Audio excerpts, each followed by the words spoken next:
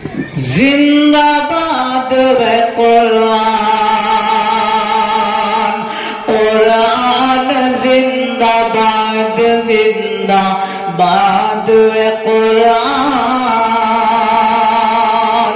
زندہ باد ہے قرآن۔ ننھے طالب علم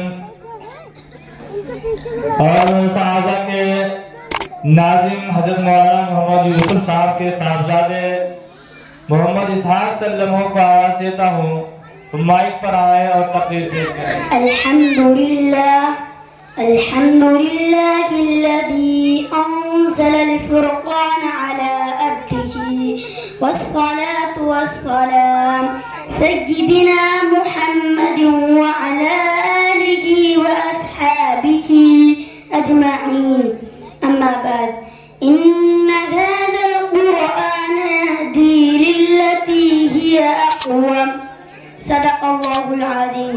آج میں آپ کے سامنے جس موضوع پر لب خوشائی کرنا چاہتا ہوں وہ عظمت قرآن۔ قرآن مجید و عظمت والی کتاب ہے، اس کے اندر شک و شبہ کی کوئی گنجائش نہیں۔ قرآن مجید و عظمت والی کتاب ہے جو ہمارے لیے رہبر حیات ہے۔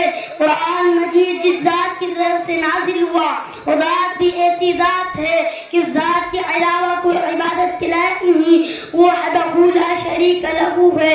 قرآن مجید جس پیغمبر پر اترا اور ایسا پیغمبر ہے وہ تمام انسانوں کا سردار ہے، اس کی پوری زندگی میں پوری انسانیت کے لیے زندگی گزارنے کا نمونہ موجود ہے۔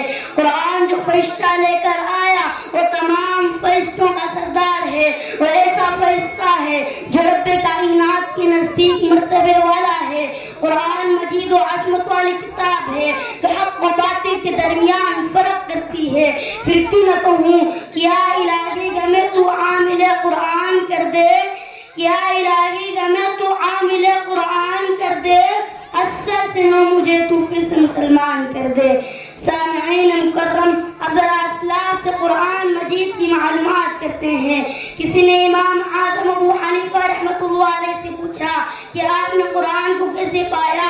انہوں نے بتایا میں اب تک قرآن سے ہزاروں مسائل نکال چکا ہوں لیکن ابھی قرآن کے وہ معنی و مفہوم مکمل نہیں ہوئے۔ کسی نے امام غزالی سے پوچھا کہ امام صاحب آپ نے قرآن کو کیسے پایا؟ انہوں نے بتایا قرآن آسان بھی ہے اور مشکل بھی ہے۔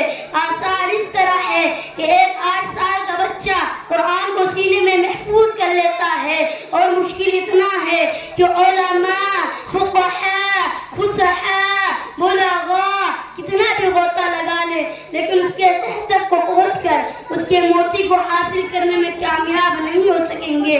میں اپنی بات کو شعر کے ساتھ ختم کرتا ہوں کہ عظمت قرآن کی خاطر جان نچھاور کر دیں گے، کہ عظمت قرآن کی خاطر جان نچھاور کر دیں گے، اگر وقت نے ہم سے خون مانگا تو وقت کا دامن بھر دیں گے۔ وما علینا الا البلاغ۔